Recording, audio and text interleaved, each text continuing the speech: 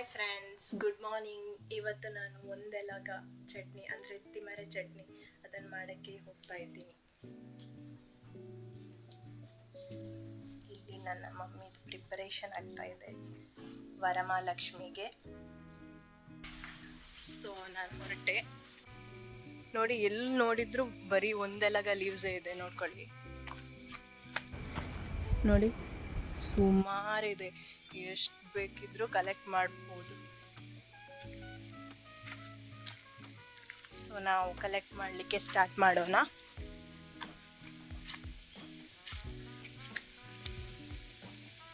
ನೋಡಿ ಇದೆ.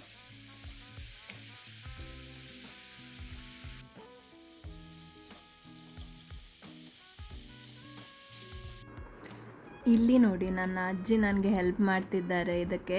ಸೊ ಅದರದ್ದು ಸೀಡ್ ಥರ ಏನೋ ಒಂದಿದೆ ಪಾರ್ಟ್. ಸೊ ಅದನ್ನು ನಾವು ಇಲ್ಲಿ ರಿಮೂವ್ ಮಾಡಬೇಕು. ಸೊ ಅದನ್ನು ಆ್ಯಡ್ ಮಾಡಿದರೆ ತುಂಬ ಕಹಿ ಆಗುತ್ತೆ. ಅದಕ್ಕೆ ಅದನ್ನು ರಿಮೂವ್ ಮಾಡಿ ಕೊಡ್ತಿದ್ದಾರೆ ನನಗೆ. ಸೊ ಇದು ರೆಡಿ ಆಯಿತು. ಅದರದ್ದು ಸೀಡ್ಸ್ ಎಲ್ಲ ತೆಗೆದಿಟ್ಟು ರೆಡಿ ಮಾಡಿ ನನಗೆ ನನ್ನ ಅಜ್ಜಿ ಕೊಟ್ಟರು. ಸೊ ಇದನ್ನು ನಾನೀಗ ಚಟ್ನಿ ಹೇಗೆ ಪ್ರಿಪೇರ್ ಮಾಡೋದಂತ ನಿಮಗೆ ಹೇಳಿಕೊಡ್ತೀನಿ. ನೋಡಿ ಗೈಸ್, ಇವರೇ ನನ್ನ ಅಜ್ಜಿ.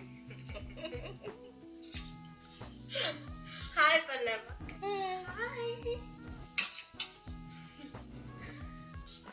ಸೊ ಚಟ್ನಿ ಮಾಡೋಕ್ಕೆ ರೆಡಿ ಆಗೋಣ. ಸೊ ಇಷ್ಟು ಕಲೆಕ್ಟ್ ಮಾಡಿ ಇಟ್ಟಿದ್ದೀನಿ. ಇದನ್ನು ನಾನು ಈಗ ಕಟ್ ಮಾಡಿ ಹಾಕ್ತೀನಿ. ಕಟ್ ಮಾಡಿ ಹಾಕ್ತಿದ್ದೀನಿ ಬಿಕಾಸ್ ಗ್ರೈಂಡ್ ಮಾಡೋಕ್ಕೆ ಈಸಿ ಆಗುತ್ತೆ.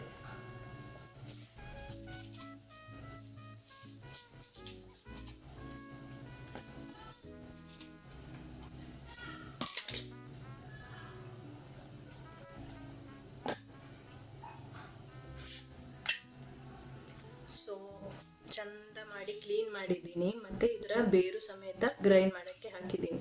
ಸೊ ಇದೇ ಇಂಪಾರ್ಟೆಂಟ್. ಸೊ ಇದಕ್ಕೆ ನಾನು 2 ಚಿಲ್ಲೀಸ್ ಹಾಕ್ತಾ ಇದ್ದೀನಿ. ಮತ್ತು ಒಂದು ಇಷ್ಟು ಸೈಜಲ್ಲಿ ಹುಳಿ ಹಾಕ್ತಾ ಇದ್ದೀನಿ. ಸೊ ಸ್ವಲ್ಪ ಸಾಲ್ಟ್ ಹಾಕ್ತಾ ಇದ್ದೀನಿ, ರುಚಿಗೆ ತಕ್ಕಷ್ಟು.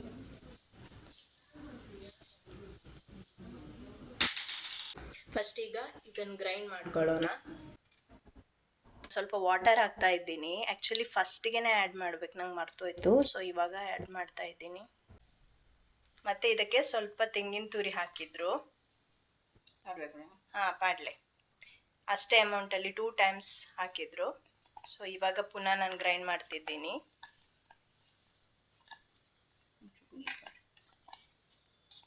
ಸ್ವಲ್ಪ ವಾಟರ್.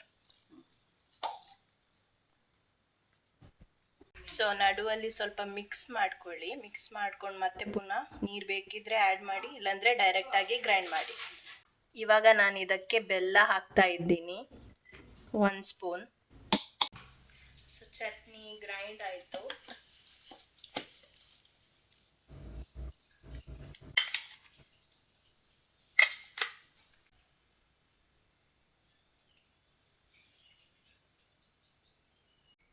ಇಲ್ಲಿ ಒಂದು 2 ಸ್ಪೂನಷ್ಟು ಆಯಿಲ್ ಹಾಕಿದ ಮೇಲೆ ಸಾಸಿವೆ ಹಾಕ್ತಾ ಇದ್ದೀನಿ. 1 ಸ್ಪೂನು ಸಾಸಿವೆ ಹಾಕಿದ ಮೇಲೆ, ಸಾಸಿವೆ ಚಟಪಟ ಅಂದಮೇಲೆ ಒಂದು 3 ಎಸಳು ಬೆಳ್ಳುಳ್ಳಿ ಹಾಕ್ತಾ ಇದ್ದೀನಿ. ಸೊ ಇಲ್ಲಿದು ಒಗ್ಗರಣೆ ರೆಡಿಯಾಗಿದೆ.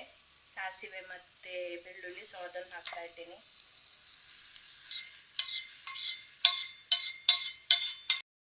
ಒಂದೆಲಗ ಚಟ್ನಿ ರೆಡಿಯಾಗಿದೆ. ಟೇಸ್ಟ್ ಮಾಡ್ತಾ ಇದ್ದೀನಿ.